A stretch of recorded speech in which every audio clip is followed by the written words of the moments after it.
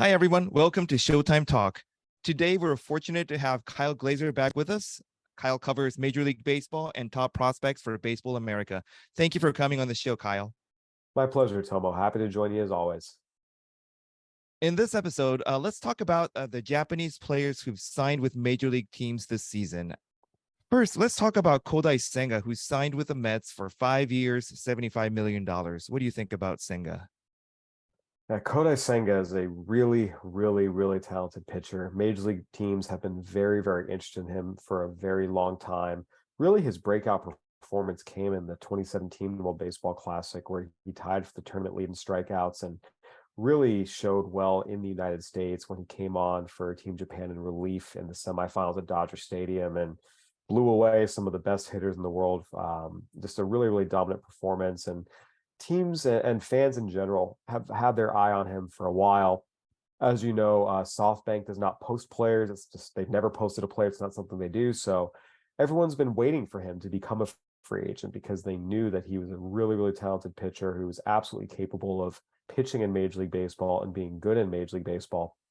The day finally arrived, and a lot of teams were interested. I spoke to his agent, Joe Wolf, who said, up to a dozen teams were interested. And look, this is someone that has a ready-made Major League arsenal, the fastball, the forkball. He's got breaking balls that don't get talked about enough and have a lot of potential. He throws enough strikes. This is just a really good pitcher that a lot of teams felt could be a mid-rotation starter on a championship caliber club.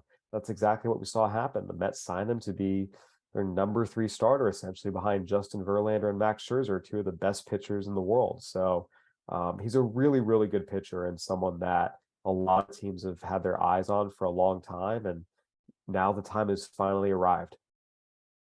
What do you think about his age? Yeah, he's an okay age. Again, it's one of those things where there were so many pitchers we see continue to be good into they're not just their mid 30s, but their late 30s. I mentioned Verlander and Scherzer.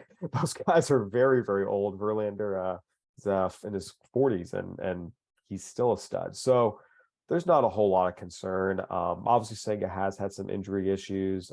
He had the shoulder back in 2014. He had the big ankle injury last year in 2021. So there's some little concern there, but his age is 29. It's no concern whatsoever, especially as a pitcher. In Japan, former Japanese major leaguers talk about the effectiveness of forkball because not many pitchers in the U.S. Throw a forkball. They have split in a splitter, which doesn't break as much. Do you think forkballs are still pretty effective here, or what do you think? They are. So in the U.S., a lot of times people use forkball and splitter interchangeably, but they are very effective because a lot of American pitchers do not throw splitters. And the reason for that is there is a concern that splitters cause more injuries, that they cause more stress and more strain on your elbow ligaments and result in more Tommy John surgeries. So Americans are not really taught to throw a split finger in the minors and player development. Sometimes in college they are, but they really stay away from them. It's a lot of fastball, curveball, slider, changeup.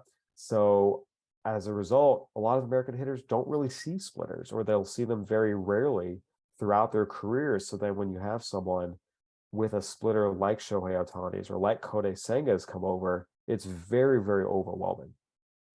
Now, let's talk about Masataka Yoshida, who signed with the Red Sox, 5 years, $90 million. What do you think about him? Yeah, so he's a very good contact hitter. There's no question about that. You see his hand-eye coordination. You see his ability to just get the barrel on the ball, even when it's a pitch that a lot of other guys would swing and miss over. You certainly see that, especially someone batting left-handed, and immediately it's very attractive. And he's a smaller guy. He's only 5'8", but he's strong. He hits a lot of balls hard, which is important. We've seen some other Japanese players like Shogo Akiyama, for example, just not hit the ball hard enough to be effective over here. He doesn't strike out a lot. He's aggressive, but he doesn't strike out a lot, in part because his hand-eye coordination is just so good. So you have a guy who makes a lot of contact and gets on base from the left side. That's a really valuable player. The concern is he going to hit for power in the U.S.? He did hit for power in Japan. He's had his highest slugging percentage of his career last year. But just the way his swing works, there's not a lot of people who think he's going to hit for power over here. So even if he's a high average, low power hitter, say he bats 290 with 10 to 15 home runs, that's still a really good player. The other concern is his defense is just not very good. He's not a very good left fielder at all. He's not very fast. He doesn't move very well. He catches the balls that are hit to him, but he's not, gonna go get balls in the gap or over his head. So again, it's one of those things where a lot of teams liked him and thought he could be a valuable contributor. Again, left-handed, hit for contact, get on base, occasional home run here or there, but they saw him as someone who is more, again, a complementary player as opposed to a superstar, someone who I don't want to say is a fourth outfielder, but kind of on that line. Maybe he starts, maybe other days he's on the bench. Not a guy that you say, this is our star, he's going to be in our lineup every day. The Red Sox obviously felt differently. They signed him to a contract that you would see given to an everyday player. And the Red Sox clearly feel much higher about him than most other teams did. And maybe they'll be right. Again, there's no question that Masataka Yoshida can hit American pitching and get on base against American pitching.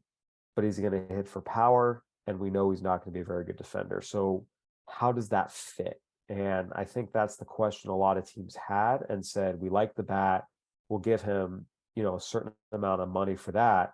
But very, very, very few others felt that he was at this level of 5 years, $90 million. There's a lot of maybe he'll get 5 years and 40 million or 4 years and 50 million, something in there. The Red Sox went significantly above what most other teams thought Masataka Yoshida was worth. Do you have any idea what the Red Sox saw in him that other teams didn't see? So the Red Sox believe that his skill set will play really, really well at Fenway Park, which, as you know, has some odd configurations, the green monster and left. So the first part is because of the green monster, it's very short to left field. It's only 310 feet. They believe that Yoshida's defensive shortcomings will be masked by that because he's not going to have to cover a lot of ground, that it's not going to be a problem in Fenway Park. He's just going to be able to play caroms off the wall, catch the balls he should, and he'll be fine. And then offensively, again, his ability to drive the ball hard to all fields, I think he can really maybe pepper some balls off the green monster and get some extra doubles. Again, he does hit line drives, so he starts hitting hard line drives off the green monster, that slugging percentage ticks up, and maybe he's not hitting a lot of home runs, but if he's getting 30 or 40 doubles a year, that's plenty of slug. So there's a sense that because of the way the Red Sox park is configured, it will help elevate his numbers offensively and mask his shortcomings defensively. And they may be right. It's not a crazy thought, but we just have to see if it actually plays out in practice, not just in theory.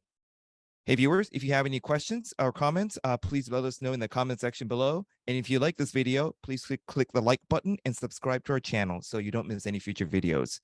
Also, our books are available for purchase online or at local bookstores, so please check them out. I'll put the information in the description below. Thanks for watching, and see you in the next episode.